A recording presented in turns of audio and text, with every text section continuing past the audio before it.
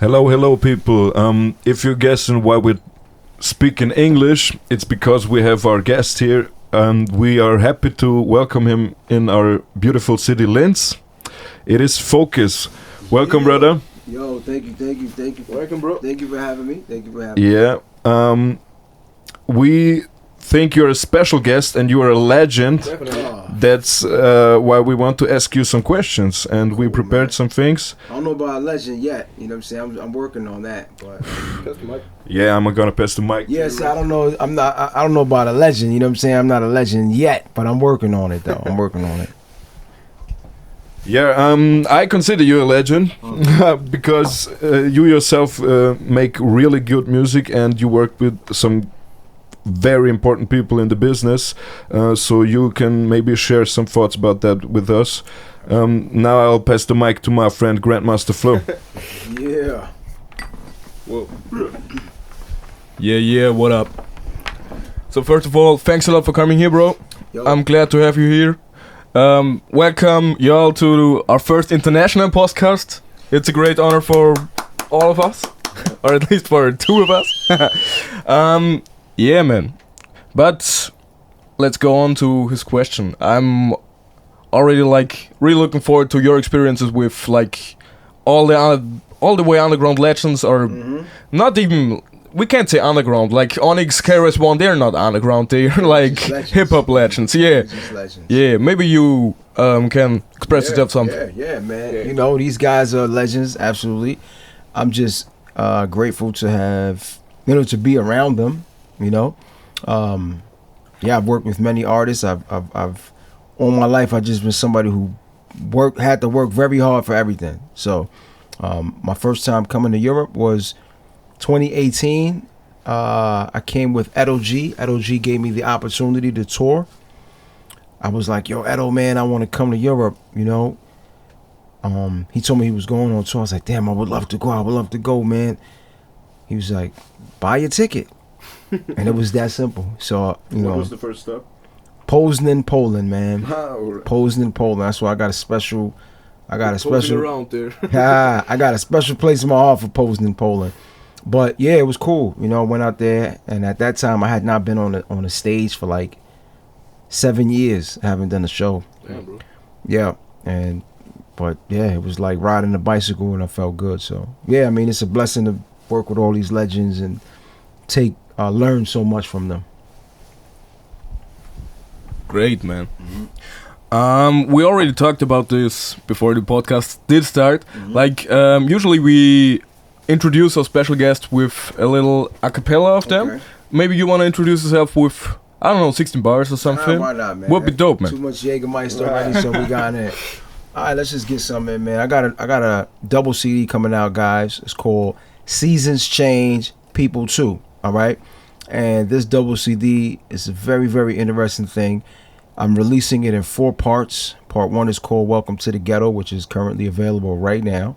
But I'm only making 100 double CDs, and you can pre-order that bad boy now. I think there's 14 copies left.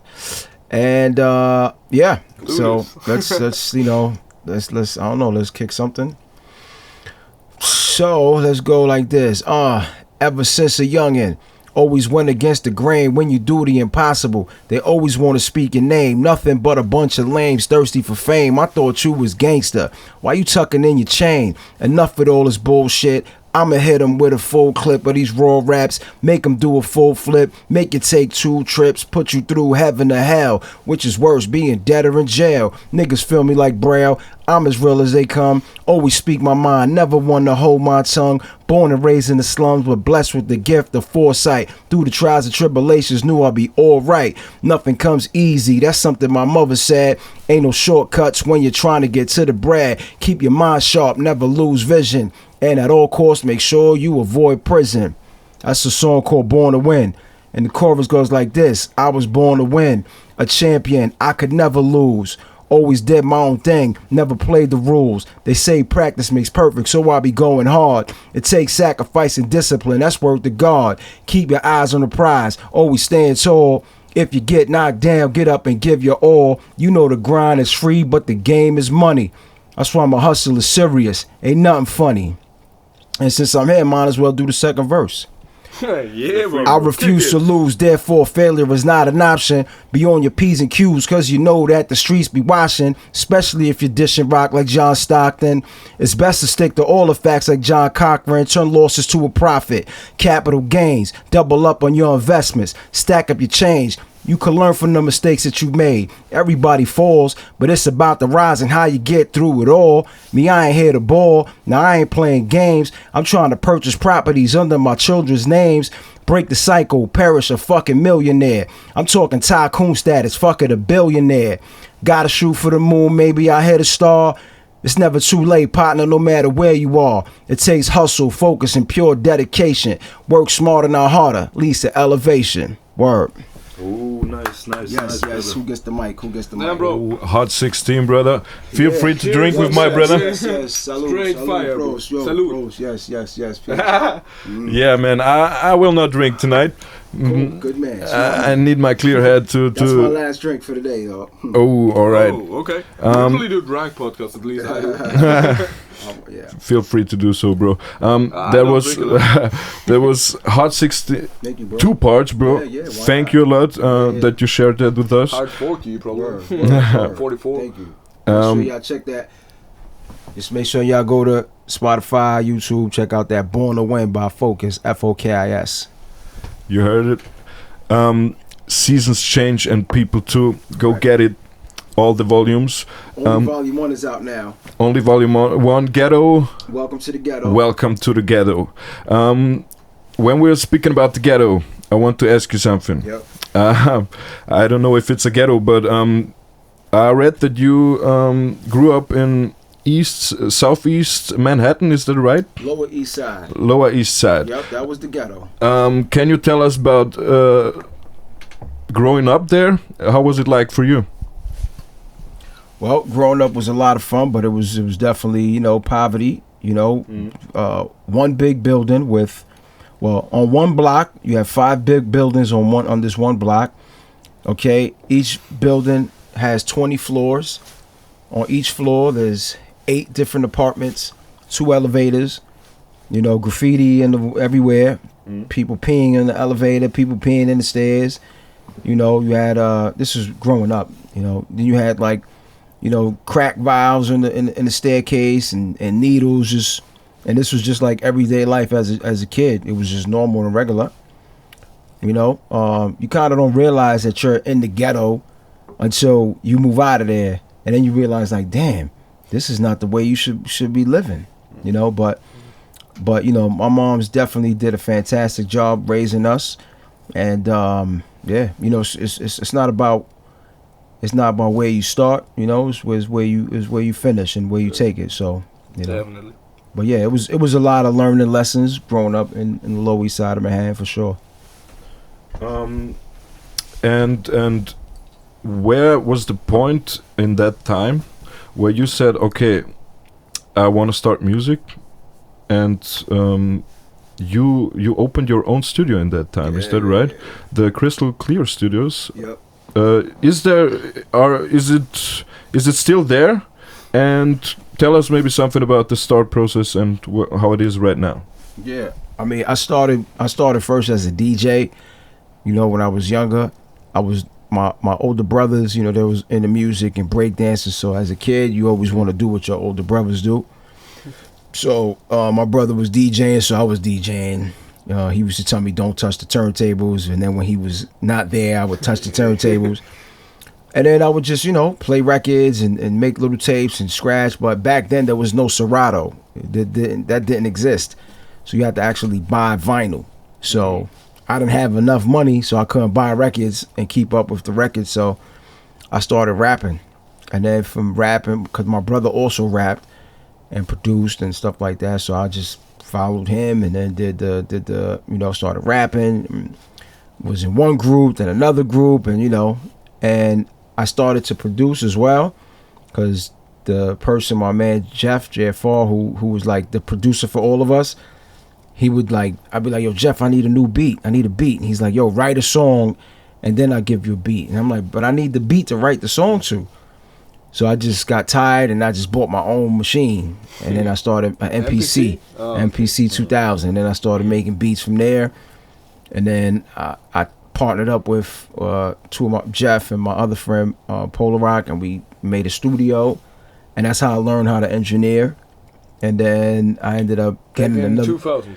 That was in 2000. What were you? Oh, 99, 2000, something like that. Yeah. I was 1 year old back then. Wow, wow, crazy. And then from there I went and got another studio with my other friend, my partner Carmelo. And then I went and I got my own studio at some point. I was there for like 8 years, and I recorded and mixed for many people. Word. So now I just have the studio. I bought a house, so I just got my studio in my basement now, and it's perfect. Nice. So what about your brother? Because he started the music thing. Is he still a musician or? Sure. My brother is a super talented person. He's doing like plays. He plays guitar. He plays bass. He's into everything. He's one of the most talented people ever. He's doing band music and stuff now. Yeah. And you're dedicating yourself to rap. Did you ever consider make a band with your brother? Well, yeah. Me and him have collaborated on a couple of things. Actually, he's on part 3 of the Seasons Change album. I got a song there where I'm like singing. Okay. And he helped me. I have a musical as well right now. A one-man hip-hop musical. Huh. Yeah, it's called The Show Must Go On, and he's really been very helpful with that. Okay. Yeah. So that sounds really interesting, but which kind of musical? So is it like a live show with some acting in between the songs, or how can I imagine that? Yeah, that's exactly what it is. So I'm actually here in Europe now because I'm doing a documentary. I'm filming the documentary. It's called The Show Must Go On. And The Show Must Go On essentially is my story. I was here, and I'm not gonna give y'all too much detail because I need y'all to watch the documentary and read the book or come to the show. Book too. Okay. Yeah. So basically, last year I was here in November. From when I got here August 1st last year. And I was only supposed to be here for 5 weeks. I was playing hip hop camp. Yeah. I was super excited about that. First time ever doing that. First time going and playing at the same time. And but as I was here, I started getting more shows, like more bookings. So I was supposed to go back home September like 4th, and then I changed my flight. I got I got added to like Lords of the Underground. I got to tour with them. Then I got the tour with Onyx. Yeah. You know what I'm saying? So it was like, it was crazy. So I was here 3 months. And I only went back home because of the Shaggin' law. You can only be here I had no idea about that. Mr. Funky told me about it. You only could be in Europe 90 days. You know what I'm saying? On the American passport. 90 days, then you got to go back. Well, if you're here for longer than 90 days, you could get you could get banned. So they could be like, yo, you can't come back for 2 years. You can't come back for whatever. Damn. So I was like, damn, I was here for like 94 days. Yeah, and then I finally went back home. But I was like, yo, man, I was like, yo, I got an amazing plan. I got a plan. I know what I'm going to do. I said, next year, 2020, I'm going to go back and forth to Europe, back and forth, so that by the end of 2020, my name is up here. And I don't really have to worry about I just wanted to make my own name. I'm very grateful and appreciative to tour with all these legends, for sure. I mean, it's a blessing and I'm grateful, but I just want to like make my own name. I want to stand on my own and make my own name. So I was like, I'm gonna just do that, grind it out. Started off fantastic. January I got here, landed in Spain, did a little show there, and then boom, February. First half of my February, I had shows with Master Ace. Then the second half of February, I was touring with Das Effects. Then I had a show with The Game in Poland. And then I had 10-day break, 10 days off. And I was supposed to start my next half with Homeboy Sandman. And I had some other dates, and then Jizza. But I was tired, man. I was tired. I was exhausted. Every time I come to Europe, I always rent a car. We always have a car. Like, I got a car outside today. But last time I didn't. I rental. I get a nice little Audi, Yeah. They take good care of me. But, I was just exhausted. Last time I was doing the Flix bus. I was doing the trains. You know, I forgot where I was going, but I was sitting with some crazy dude on the Flicks bus. I was like, yo, man, this is crazy, bro. But, you know, I was thugging it out, as they say. I was just whatever. And there was a lot of stuff that I had to deal with. I would go do shows. Sometimes in some of the shows, they'd be like, yo, we can't pay you, but you want to open up for Das Effects? I'm like, hell yeah. So I go make my money from merch. You know, I make like 400 euros sometimes.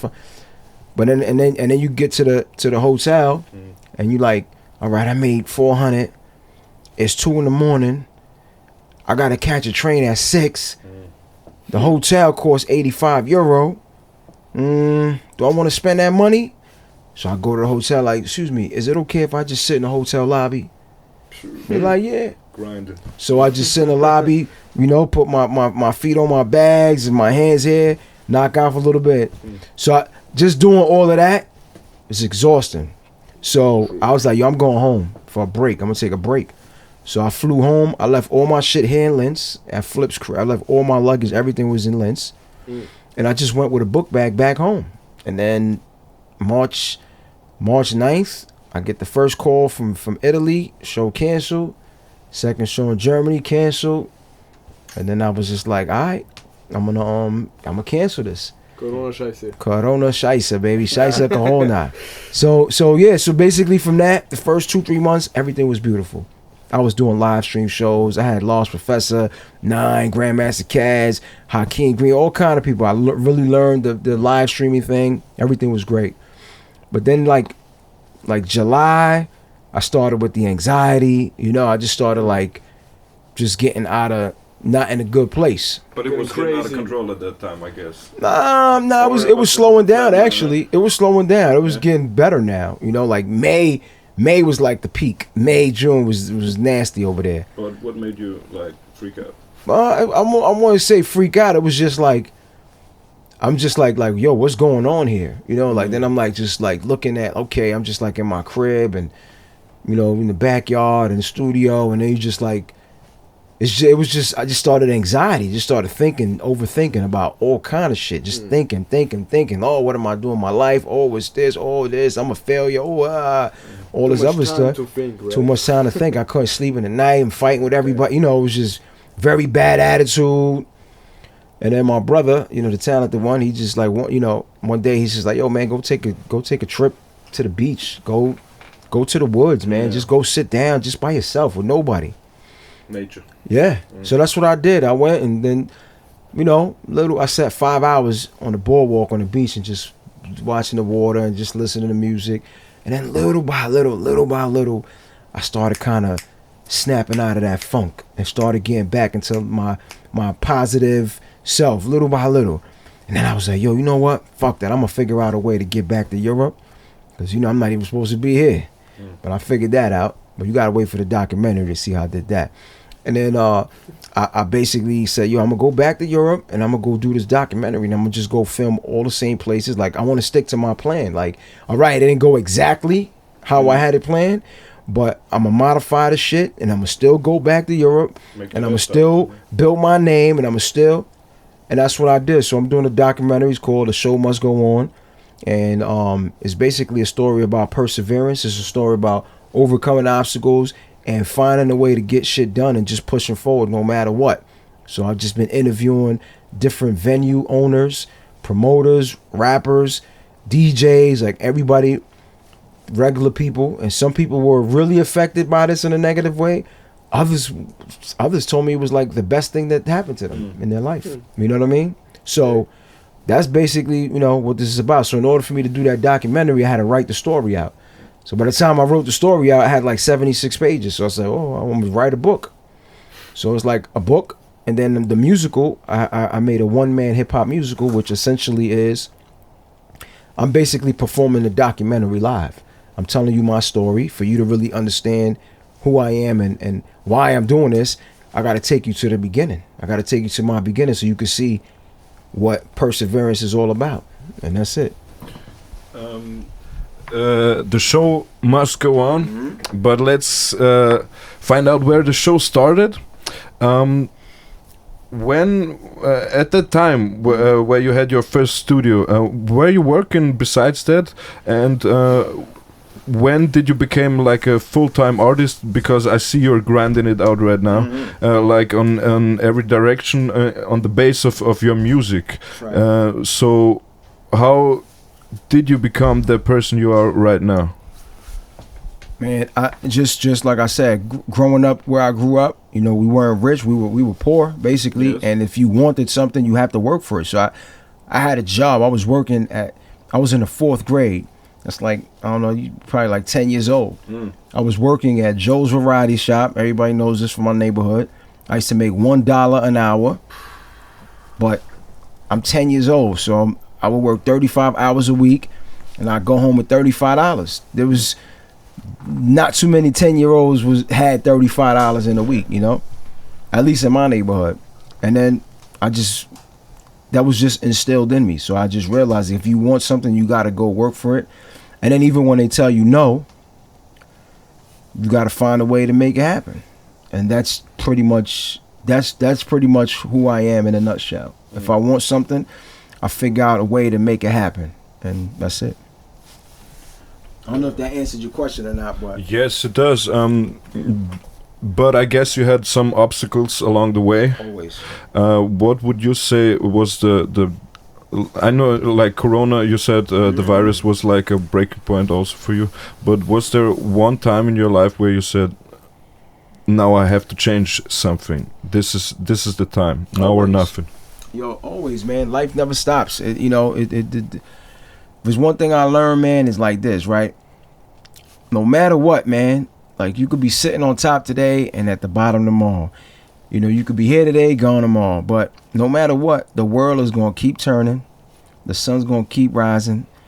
So it's not to say Doesn't like matter this. what we do. Yeah, like, and not to say like this, but nobody gives a shit. You know what I'm saying? Yeah, I'm not saying it like Make that. the best out of it because Make it work. Like, Yeah. do what you do what makes you happy, and because at the end of the day, nobody gives a shit. It's like, you know, you're not here tomorrow, and they like, oh man, I missed them. But they gonna keep the parties are still gonna go on. Like everything is still gonna go. So you won't change nobody, the world. yeah, nobody owes me shit. Nobody owes me anything, and I learned that. Like nobody owes me nothing, and I gotta work for everything that I want, and that's the way it should be. Like I used to be 162 kilos before, and then 5 years ago I discovered CrossFit. Shout out to my man Big Sense. You know, I got into CrossFit. That shit opened my mind, and it just changed everything. I was like, whoa, you know, because and one of my friends, my man Eddie Snub, he told me a long time ago, he's like, yo, Fokis, I don't understand you. How come you go so hard for the music, but you can't go hard for the fitness? And when he said that shit to me, it just clicked. And I was like, you know what? Fuck that. I'm gonna beat this obesity. I'm gonna beat this, you know, being fat shit. I'm gonna win. And then that was it. I got hooked in the CrossFit, and when you do that, I just learned so much more. I had friends. I made new friends that I never would have been friends with had it not been for that. And then I just like, my mind opened up more. So I'm like, wait a minute. I was living like this or doing this, but that's not the way to do it. It really should be like this. Yeah. And you just change your outlook. So now, you know, I do my shows. I'm always fucking, even with a beer in my hand, it don't matter or whatever. I'm handing out my flyers promoting the importance of health and fitness. Always doing the push-ups on stage, and I make the crowd count because it's very important. Yeah. It's extremely important to make sure that, you know, you take care of your health and shit like that. And then yeah, but basically that's my story. Nothing was given to me, no hookups, no nothing. It was just I had to work hard, but then through the hard work, other opportunities open up. You know, like then this pops up and then this pops up. So they always say like hard work creates luck. And that's I understand it. That's the fact. If you're just sitting down doing nothing, you expecting people to just come do for you, good luck, you know? So that's pretty much it. Let's keep this subject fitness. Yeah. I guess it's a part of your life right now, every day. 110%. are you still into CrossFit, or do you visit the gym? You said you before the podcast we talked a little bit. You said you trained outside. That's something I can't do, bro. I need the gym. But what's your take on fitness in that time? Let's say.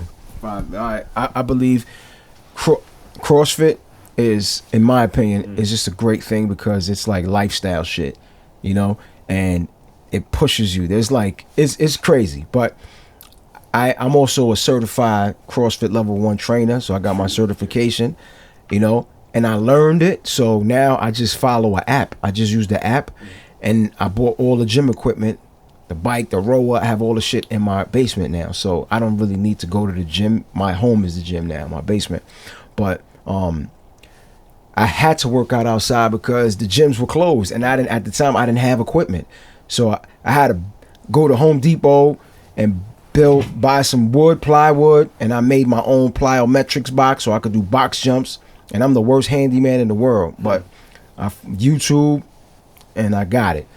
And then there was no weights. You couldn't buy no weights nowhere. It was sold out.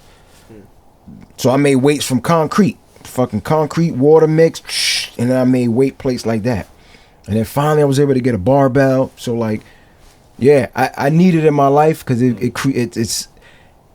keeps me grounded. You know what I mean? It keeps me grounded. It keeps me humble. It keeps me like, you know what I'm saying? Don't matter if you got money or if you think you the shit and you the best rapper. Let me see you do 100 burpees real quick. That's just gonna humble you right away. You know what I mean? Yeah. So that just keeps me like that. You know, for me at least. Okay, I got a whole different question right now. What's essential for a dope rap song, in your opinion? Like, you know, I guess you know a lot of newcomers and other new rappers. What's the essential thing that divides a whack rapper from a dope rapper? I could say that in my opinion, instantly, I would just say originality. Okay. I would say that because people have this misconception. It's very bad that in like for me, I'm an older guy, but I'm new, right? So like a lot of times they put me into this like, yo, you a legend because I'm around legends. But I'm like, I ain't no legend. I ain't done shit yet. You know what I'm saying? But I'm working on it. But like, I love trap music. Are you kidding me? I love trap music. You know what I'm saying? The Baby. No, it's not the original ones. I just like the good shit. Yeah. You know what I'm saying? The Baby. You know what I mean? Lil Baby. Like I like good shit. Yeah, but creative. But shit, not copying. Correct. Yeah. I just don't want to hear the new guy that's coming up, that's trying to come up. He just made a record like this guy and doing the same ad libs and doing the same everything. Yeah. Words, like, whatever. Like, same rhymes, like yo, man, stuff, be original. Don't be afraid. Try new shit. Be original. That's what's gonna make you stand out. But that's just my opinion, though. So who am I? You know. Well, I think you get a lot of experience to say that, so that's I'm a fan. like an expert opinion for sure. I'm a fan and a listener just like you. So I'm nobody special. It's just I know what I like. You know what I'm saying? If I hear somebody that sounds like somebody else, I'm like, I'll overlook that. But if I hear something else, I'm like, ooh, this is different. Okay. You know? Yeah, that's a dope mentality, definitely. I just wanna introduce like format that we do like almost always within our podcasts, and it's like haters questions. Like, is it okay for you if we like put ourselves in positions of a hater and imagine hater questions for you in your career? Okay. You done with that? Sure, why not? Okay, like for example, if I was a hater as a young musician, I would say, man, you'd still make music that sounds like, I don't know, 1995. Why don't you do new school music, dancehall, trap, whatever? And why don't you invest a lot of more money into your music videos and into your image? Okay. So I would say that's a very good question, hater. But it's not even a hater. That's a fan. That's good. That's good. Okay. That's good. That's like a average question. So like for me, I would say, well, fortunately, I have a shitload of music, and I love boom bap. Don't get me wrong, but that's not who I am. That's why I said earlier before, I want to make my own name. You know what I'm saying? I'm grateful for touring with everybody, but like I want to make my own name because I'm a musician. I'm a creative. I got rock shit. I got Spanish shit. I got trap. I got I got music. Are the new albums? I got tons of music. I got tons of music that it just hasn't fully been released yet. But you know, I got a song right now that's like a mixture of that's out now. It's called Hago Sal, which is trap and bachata mixed together. You know what I'm saying? That's out right now on Spotify. Cool, and for me, it's just music. I don't, you know, I'm not caught up in like I just make music. Period. So, and at the same time, my music isn't for everybody, and that's also perfect. That's cool. You know what I'm saying? And then as far as the videos, I wholeheartedly agree. I think that visuals are extremely important, and I think you need to spend a certain amount of time, and in some instances some money, but I also believe that you work with what you have. So either you sit and wait around to collect all this money so you can make this $1 million video, or you work with what you got and hope you connect with a couple people, and then those people continue to follow you and build, and that's it. You know, so that's just me. So, like, if you had the opportunity to make a high-class song, a high-class video, like, you would do it, definitely. Of course. Why wouldn't I? Absolutely. I mean, high-class songs, I'm not really sure what that means, but I make songs, and I got high-class studio equipment, and I got... But, I mean, like, you know, pop music production stuff, you know? The thing is, I got it now. I got it now. You know what I'm saying? I got it now, but... that world is a different world, and it took me years to figure that out. And what I mean by that is, at least back in the day, when you have like this quote unquote commercial music, you got to put a lot of money in that shit. You know what I'm saying? So even right now, like these people with the Spotify playlist, like everything is about money. You know what I'm saying? It is. It's about money. So you can either go the faster way with money, which is no guarantee, or you go the long way. It's gonna take longer. It's gonna take longer. It's gonna take longer, but it's gonna last longer. You build the base. So when you love what you do, like I love my job. I love hustling. I love this shit.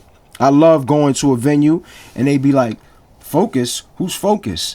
And I have my merch on the table and they looking at the merch and then they just walk by and they go by Onyx or that. That's cool because you wait till I get on that stage. And it's the same thing every time. I get on the stage after the Fokis, man, I never heard of you, but it's the same thing. But that's how it's supposed to be. I have to earn it. Who am I? That's Onyx. They earn their shit. I didn't earn it, so you know, as it's supposed to be.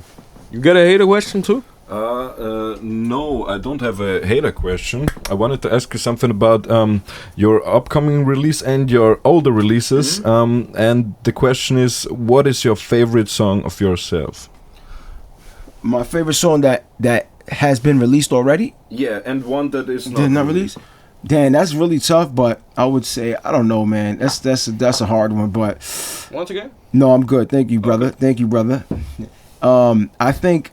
I don't know. I that's a tough one for me to answer, but I know I have a song right now that I ain't put out yet. It's with Nas's father. It's called. You played the trombone? Or yeah, I did. A song with him. Right? I did 3 songs with him basically. With Demi and yeah, that's one. I like that one. Yeah, that song. That's history. Then we did another song called "I Wanna Live Good." I forgot. "I Wanna Live Good" is called. And then the one that I ain't released yet, this one is crazy. This one is like crazy from a creativity standpoint. He gave me his harmonica too, by the way. You know what I'm saying? He played the harmonica on it. He played the horn on it. And he's even like kind of singing a little bit on it. Nas's father? Yeah. Okay. Oludara. You know what I'm saying? Yeah. Oludara. You know, and yeah, that was like, that's one of my most...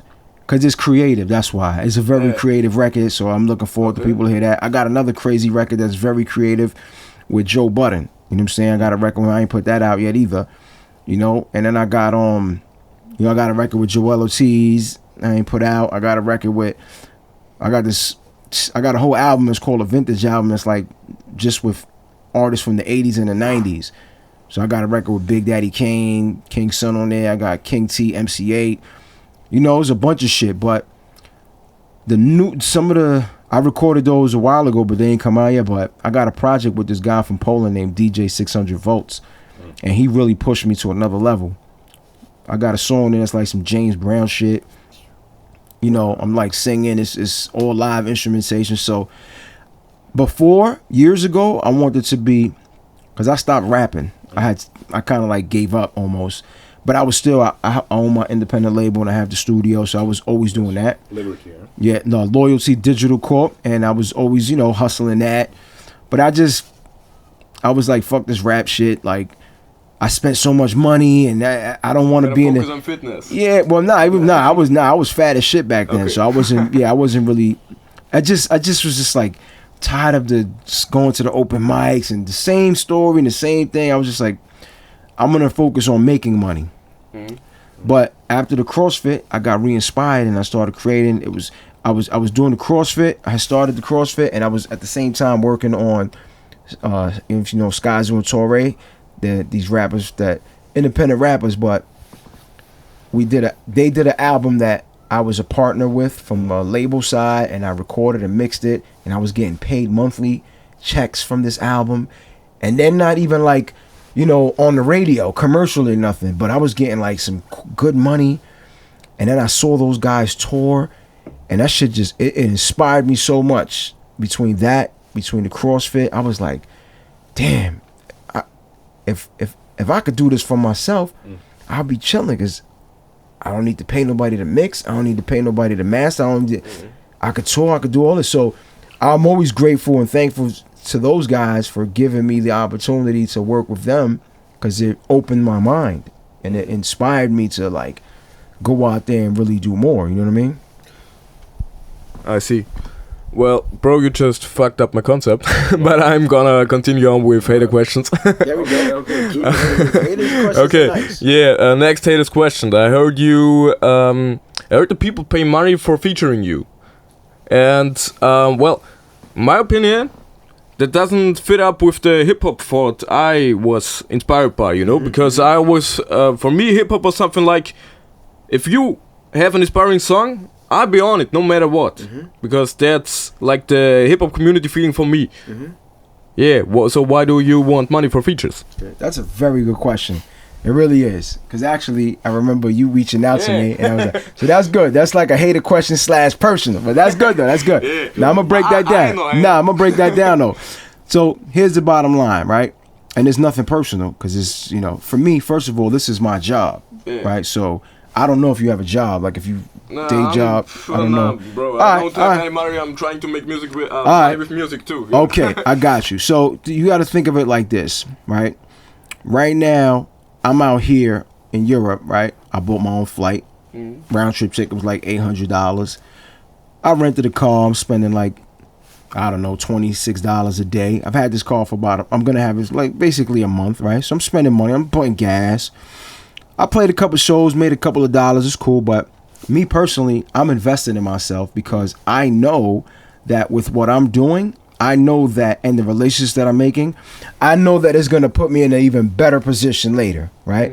So imagine if somebody comes out of left field and says, hey, Fokis, you know that guy, that promoter from Italy, you doing a show with him? Damn, I would like to get on that show. All right. What's the benefit for me for you to be on that show? Like, how do I, because this is not like a charity. It's not like anybody that just asks me, hey, come along, let's do, like, why? You know what I mean? I don't need you.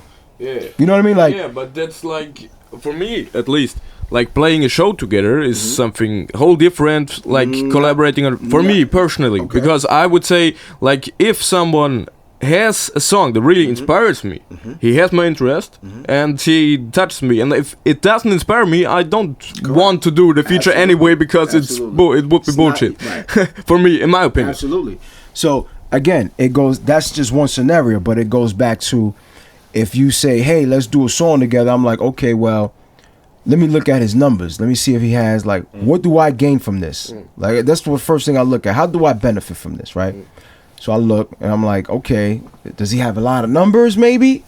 All right, because if he don't have no money, but he got a lot of numbers, that's beneficial to me for my time that I'm going to put into this, right? Because, again, and it's nothing personal against you or anybody. It's not personal to you or anybody. It was like, whether I do a song with you or not, I'm still going to do what I'm going to do. You know what I'm saying? It don't affect me in no way, right?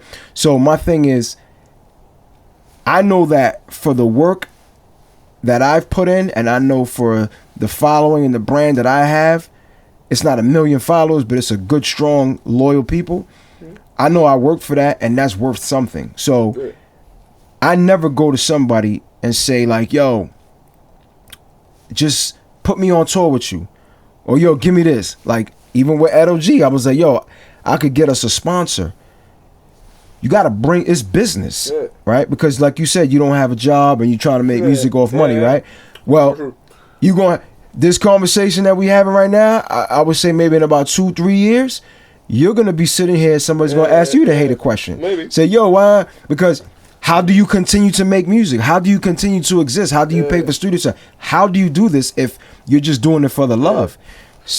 Money's got to come from somewhere. Yeah, for sure. Like for me, there's like a border too. Like for example, I don't make beats for free, no matter for whom. Okay, maybe if I don't know, Nas asked me, I would do a beat for free. That makes sense. Of course, yeah, because I'm still getting money because That's promotion. I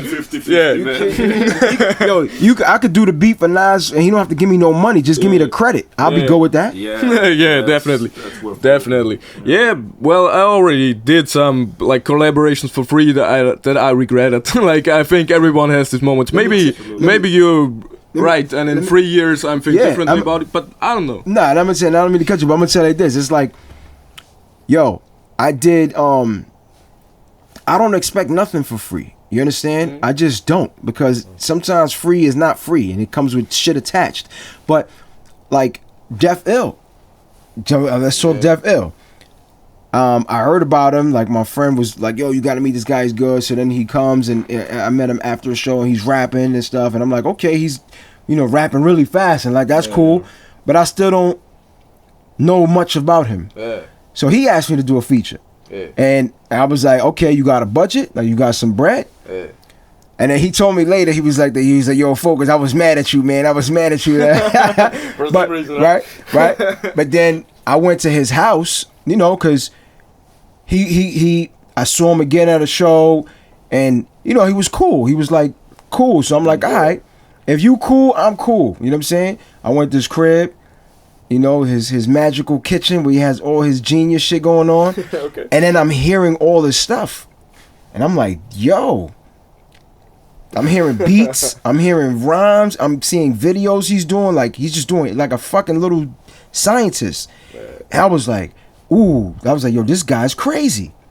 So he earned that shit from me right away. I was like, oh, I gotta work with this guy because he's a genius. So, I almost like, I got a session with him today, and he produced 3 songs for me already. You know what I'm saying? He's featured on a song. We're gonna do a song right now. It's like, I did a song for him. That same day I was in it. That day I was in his studio. He was like, yo, I want you to jump on this record. I was like, absolutely, because now I saw what you do. I'm seeing everything. I'm like, okay, I bought in. I was like, yes. Because at the end, plus, yo, now give me a beat. You know what I'm saying? But, so now we have a good working relationship. Yeah. But in the beginning, I was like, you got a budget? Yeah. I didn't know anything about him. Nice that you shared your opinion on that with us. Shout outs to Def Ill at this point. We will see him here on this couch also, I guess, in 1 week. That's genius, bro. Very good musician. I have a different question. It's not a hater question, but it's a hot topic. I hope it's okay too. And it's really hot topic. If it's no good, I won't answer it. We see some things that happen in the States right now, and there's so much talk about police brutality and all that, and I wanted to ask you if you have ever been victim to police brutality or anything like that, or if you could share your thoughts with us and the listeners about this topic, man. But because it's I'll take another shot while okay. Let's do that, bro. Yeah, I mean, listen, man, you can't grow up in New York City. I mean, it's possible. Yes, it's possible, but it's very difficult if you grow up in New York City especially in the poor communities in the city, without, you know, messing around, having an encounter with the police, you know, unless you're just like home and stuff like that. But at a young, early age, I was out driving my car. I was very young with a car and a sound system. I'm running around, but I also had at the time a bit of a, not temper, but just like I would answer back. You say something, I'm gonna say something back to you. So like, yeah, I got into it with the police. I mean, I used to do graffiti as well. So like, they graffiti my hands and they graffiti my, you know, we would be bombing, and then we got caught. So then they would come and the cops. Hey, I could have got arrested, but they was like, put your hands out, spray your hand. You got your sneakers on. They spray your sneakers. Sneakers, man. Would you like that, or would you rather go get arrested for the night? And then my mother finds out I'm arrested. I'll take the spray paint, bro. Give me that, no problem. You know, I got arrested for just mouthing off of the cop. Of course, they abuse. Some police officers, 110,000% abuse their authority. But now that I'm older and I know that, now I just stay quiet. I just stay quiet, man. I don't do anything that's going to put me in a potential issue. I understand that you feel like, oh, my rights are being violated. But I'm like, if you're not running around with no gun, if you like, just chill, man. Give them what they want. Okay, yes, here you go, officer. Here you go, officer. Yeah, and then that's it, right? I'm just saying as far as that's concerned. Because, listen, again, police definitely abuse their power. 110,000%. They abuse some of them. Some abuse their power. They're human. Some have a bad day and then they're going to take it out on you. And if you had a bad day, that's a recipe for disaster. But I'm just saying that a lot of stuff could be avoided if you just like, you know, yes, officer. Here you go, officer. Okay, have a good day, officer. And then when they leave, fuck you, officer. When they leave, you know, like motherfucker. But just play the game, because it shows you, history shows you, it's not worth it, man. It's not worth it. Yeah. You know what I mean? And then of course you have, you know, like with the George Floyd incident, it's crazy because, you know, to me that wasn't even. I'm not even gonna say this was black and white, because it was like there was a black cop there, and he did nothing. So it's you know, this is more about blue and black and blue and everybody else just abusing power. So I don't know, man. That's a whole other thing where it's like people have to really, you have to outsmart, man. Certain battles you're not gonna win. Pick your fights. Correct. So you have to be like, all right, you know what? I'm gonna figure this out, and instead of doing this and wasting my energy here, because if you want to get super technical, you like, all right, we have so many people getting arrested and going to prison for being the smartest, man. Right? Going to but also for like hustling or for murders, for whatever reason, people going to prison and spending years in there. But imagine if people got together and say, you know what, man? Listen, we're gonna figure out another way to solve our problems, right? Because there will always be conflict. That is, you know, to think that there will be a world with no conflict is fantasy land. There's always going to be conflicts and issues. But it's like, yo, how can we deal with this so that we don't lose at the end? Because now it's like, I have a problem with you. You have a problem with me. You know, we kill each other, and then the families keep killing each other. That's one issue. Or, you know, one of us ends up going to jail, and now you're in jail, but now the jails survive because they have people there. So they get funding, and then they got contracts for food, for clothing, for magazine orders. You go to the prison. I just go visit my friends. A hamburger costs like $6, and it's a shitty hamburger. It's not even real meat. These chicken tender things is like $5 for like 6 pieces. Like everything is overpriced. So it's a business. So it's like if you wake up and say, yo, you know what? We doing this wrong.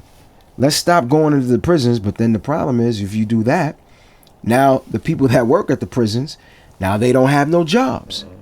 So you need, because most of these prisons, most of the workers live in these areas, and that's like these areas upstate. 80% of the people work at the prisons. Like they're the cooks, they're this, they're that. Yeah. So if there's nobody going to this prison anymore, oh shit, it's bad business for them. So see what I'm saying? It's way deeper than so much. Like police have to arrest people. They gotta arrest people, because if they don't arrest people, then they say, oh well, we don't need that many police, and that means people lose money, lose jobs. So it's a wicked system, man. It's crazy. But you laid the foundation for my. Cheers, man. brother.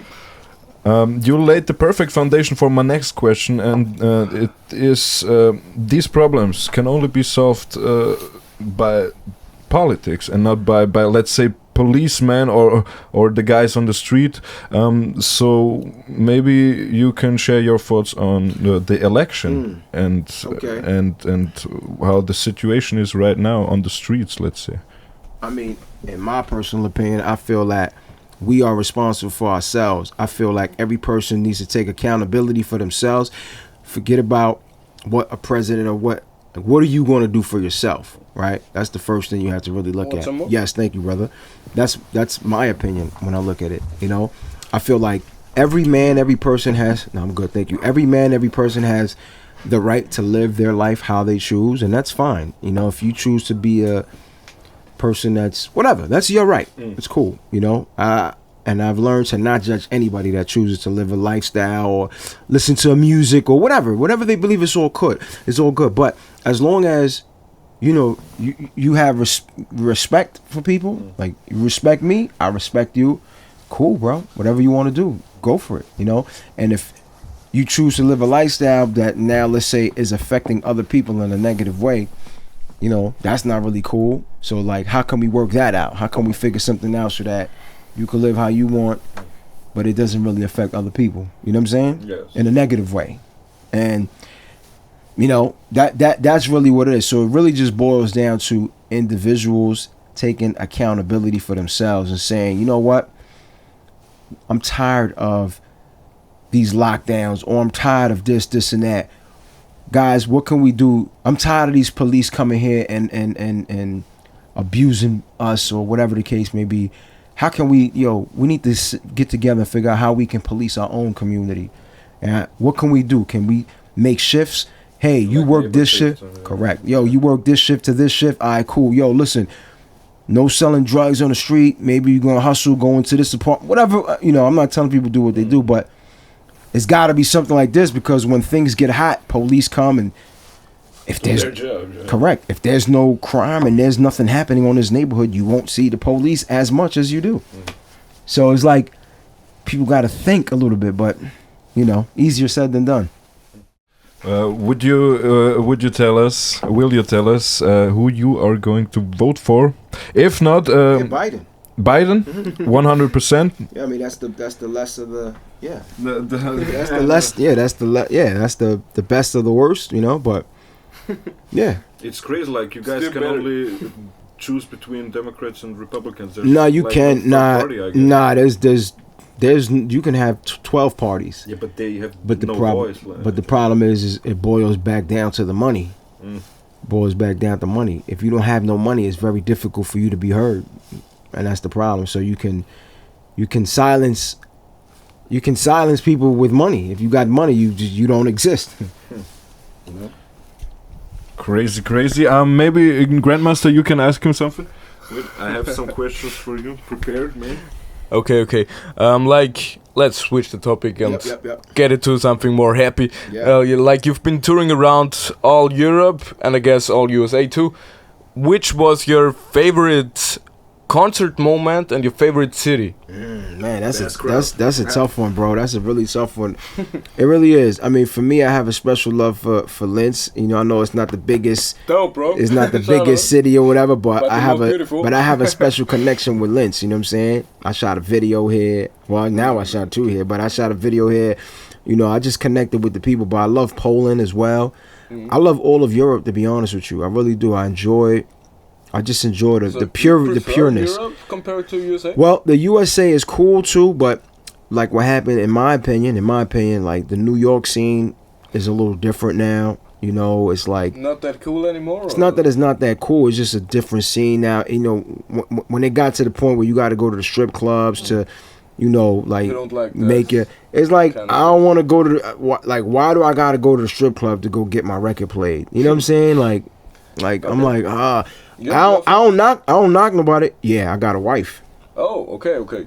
I You know what I'm saying? And it's like, but that ain't got nothing to do with it. You know what I'm saying? Like, that ain't got nothing to do with it. My girlfriend would definitely kill me Nah, if I that don't doing got- my music in strip clubs. That don't have nothing to do with it. You know what I'm saying? Because Works work. this is my job. You know what I'm saying? Like, this is my job. I shot a video yesterday, no shirt on, you know, one girl, and I still need 2 more girls, you know? They Like, don't have shirts neither, or? I wish they did, but they did have shirts.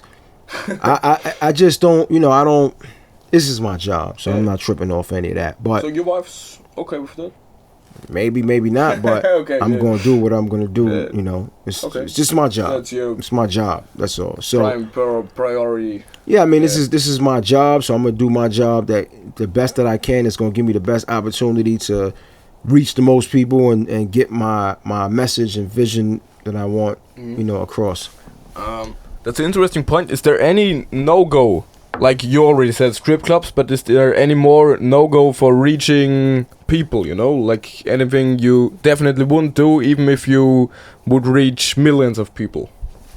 It's not that going to the strip club is a no-go. Like, Okay, yeah, I'm going to a strip club. I'm just saying, I don't want to have to go to a strip club to make my record successful. Like, I but gotta is go hit there the strip any- club. Is there And then, I mean, as far as if I don't feel comfortable with it, I'm not doing it.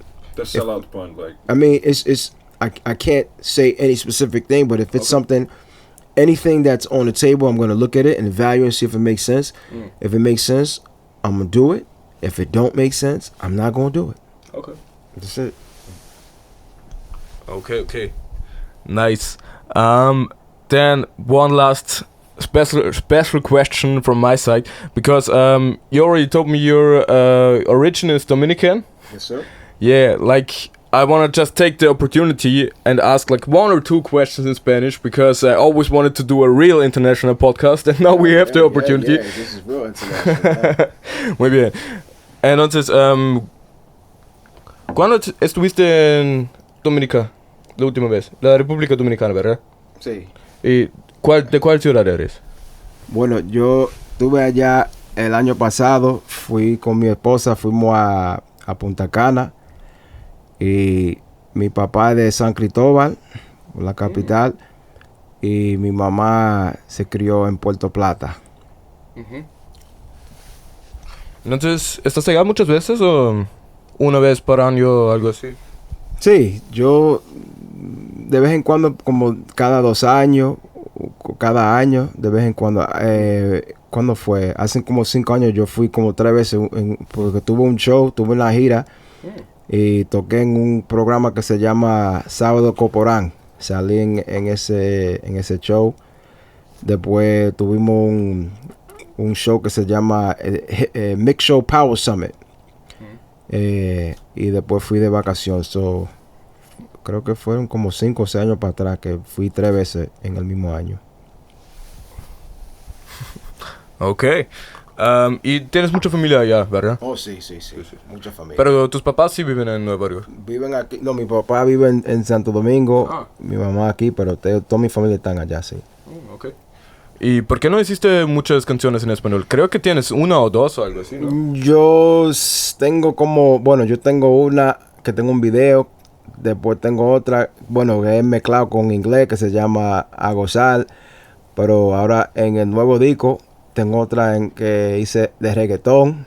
Ah, de net. Sí. ¿Verdad? Ajá. Pero ¿Puro ya. autotune o qué? También. ¿Sí? También. Qué chido, güey. Okay, he just said that he's gonna make a Spanish reggaeton hit with a lot of autotune, and he still has a lot of contact to his family in República Dominicana, and you were there last year. Tell right? him go to Google Translate, man. Go to Google Translate and listen to what I said. Yeah, definitely. Shout out to Google Translate. Word. Yeah, thank you for the translation, man. I just understood like reggaeton and autotune, man. That works. That works, man. That works. Yeah, nice that you're open-minded when it comes to autotune. There's different opinions, man. It's just music. It's just music. I have a last question also for you. All good. And then I would like you to show off some German skills as well for our German listeners. I got but some German words for them. yeah, very good. Scheiße. Scheisse. Scheiße. My last question is, what is your local MU12 yes, program? Good question. Great question. Local MU12 stands for Local Musicians United, and 2012 is the year that I created it. And essentially, it's a collective. Started out kind of like as a union where artists, producers, basically buy in to a network of other talented producers, MCs, engineers, and we basically give other artists who have not been able to earn money from music, we put them in a position to be able to earn money through music, as well as working with established artists, bigger name artists. So for example, if you want to do a song with, hypothetically speaking, Sadat, let's just use his name, and you have to pay 500 euro on your own, that's a little difficult. But if you divide that amongst the people involved, now you're only paying maybe 50 euros, 60 euros, 70, whatever. And now you have a song with Sadat. And even if you're not featured on that song, you still make money off of that song. So it's a great way for talented musicians to grow their name brand and also learn the business and also make money. Okay, maybe one question completely different, but it was a last important question for me. Did you listen to German rap? And if yes, is there any favorite rapper? No, I don't really understand German, so I really didn't. But I've been now learning. I've been interviewing a lot of different people. Like I have interviewed Friday with DJ Style Wars, and I'm learning more about these people. And of course, my man Flip from Texta. I mean, I don't understand the language, you know, so it's hard for me. But you know, I see a lot of the songs and the videos. You know, some of them. There was this one guy yesterday, Flip was showing me, forgot his name, but he's from Vienna, and he has a song called Bianco. Bianco. Him, he was showing me that, you know what I'm saying, and it's just like. Well, he's original, definitely. Yeah, I mean, I don't. I would say like this. It sounds like Garbage. No. It's not that it's garbage. It sounds. But it sounds like it sounds like shit from the US. Like just it sounds like the same. Yeah. The auto tune, the thing, the melodies, you know. Like but I can see why the young people they like it, because it's catchy is what it is. Yeah, it is. When he was translating the rhymes, he was telling me, he's like, my phone is white, my thing is white, my such and such is white. They put the white on the table, roll up the dollar bill, and but you know. It is what it is. Hey man, to each their own. You know what I'm saying? Yeah. Many people like it, many people may not like it, but I was just listening to it. Yeah, good for him. You know, God bless him. I was just looking, like he was just showing it to me, and I was like, damn, I don't understand what he's saying, but this shit sounds like America. It sounds like the everything, you know. Yeah. But I understand why they like it, because it's catchy. Really, a small amount of Austrian or German people really sounding American, you know, and that's probably something that makes some artists having a bigger fan base than others, because they really are able to adapt that sound into German. Yeah, but I don't even think it's American anymore. Music is so worldwide, man, because to be honest with you, many people from the US get so much style and so much stuff from Europe. Right. What? Yo. What, for example? For example, I was out here, 2018 was my first time, and it was here that I saw first, like, what I call, like, the Euro look, where it's, like, the guys walking around with the satchel thing over here, like the little man purse thing or whatever, it's around here, you know, they got this with the little Gucci thing here or whatever, those things. That was not in New York, bro. I think that came from Russia. That's like the street style nowadays. But what I'm saying is that wasn't in New York. Okay. That was 110,000% was not in New York. Slaves invented it. And then now it's in New York, and I was just like, whoa. All right. It's in New York. I guess you felt the hipster wave also. I mean, listen, but you got to look at it, man. A lot of people think like New York, this, like. Don't get me wrong, New York is great. But remember, New York is a melting pot of Germans, Polish, Irish, a bunch of people. So the culture, you know, I think New York, they see something, in my opinion, and then it's magnified in New York, you know, because we have the platform. But I know for a fact that, you know, we get styles and take things from other people, you know, just like they take, others take from us. Culture. So it's interacting worldwide. Always, it's global. It's a global thing. So that's why music now is global. It's not like New York. It's a global sound now. You know. Okay. Yeah, maybe we can finish with some German expressions, but first, let's finish with a Jägermeister. Yeah, I still got mine here. So Man, he's killing everybody. No, I was really harmless this time. Last time we finished a whole tequila bottle. Yeah. Good luck. Cheers. Cheers. I'm drinking slow. Yeah, my German words, man. Listen, man. I know, you know, you come in here, you gotta say Dankeschön, Bitteschön. I know that. You know what I mean? My favorite is Bienenstich. You know what I mean? You know, genau. That's my shit. Shout out to Zoe, the photographer. Genau. The wife of Yeah. Genau. I mean, I don't know, man. I know so much stuff. Little about, you know. yeah, I got a rap. I got a joint in German, y'all. Get ready, it's coming. I got a joint in German. We heard some of that. It's crazy good. At first, let me make you the Austrian test. We have like one Austrian test word that makes you become an Austrian if you can pronunciate it. Let's see. It's Oachkatzelschwaf. What? Oachkatzelschwaf. Oachkatzelschwaf. Close Yeah, enough. you're almost an Close Austrian. enough. Yeah. If I hit a couple of times. Yeah, I would give it a citizenship. And then, Thank you. then a last expression I wanna teach you because it's like the one Austrian expression. It's Oida. Yes, I was thinking about the same. Yeah, thing, you ever heard Oida? Oida. No. It's like expression for an old person, but it's like man, like. Your Yeah, homie was homie, yeah, like something like this, but you say it like in every sentence or something, at least in the barrio. It's like they're dropping the word dude in 3 times in one sentence, bro. Okay. It's really Oida. crazy, bro. Oida. No, Oida. So Oida. maybe if you meet up with Def afterwards, you can No, say, Oida. Oida, what's up? I know like alles gut, alles fresh, Yeah, you know. now you have to add Oida to every expression. Oida. Alles fresh, Oida. Alles Oida. gut, Oida. Dankeschön, Oida. So that's like saying like in New York, be like, you heard? Is it Yeah. like the equivalent to like you heard? Or like you feel me? Yeah. Or like Or man, or like, you know what I'm saying? yeah, exactly. So it's like that, you But know what I'm all saying? of that combined in one word is Oida. Oida. Yeah. Oida. Crazy. Genau. Man, we are at the end of our podcast. Word up. We want to say thank you to you that you were here, and it was like we're still at the beginning, but we said to ourselves, man, our English sucks, but let's do this, No, you man. did a great Focus, job, man. and you know why we wanted to have you here, because you really did made a name for yourself. Don't Thank you, bro. all these legends.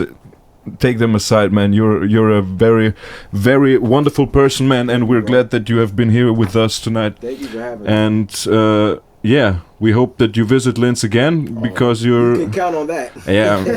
So I'm sure we're gonna see us again, man. Always. You can count on that. Thanks, Oida. Oida. Yes, my brothers. Yeah, Watagwan. What I'm dealing with. Yeah. Okay, so guys, check out this album, and seasons Yeah, change, all and fours. people too, man. Yeah. Wait. Yo, make sure you follow on Instagram, man, at Fokeezy, Fokeezy. Website, iamfocus.com. That's iamfokis.com. Very simple. Peace. Fokisi, Ah, you wait, know wait, what wait. it is. Yeah, matter of fact, let me get y'all a little Spanish verse real fast since we're here. Ready?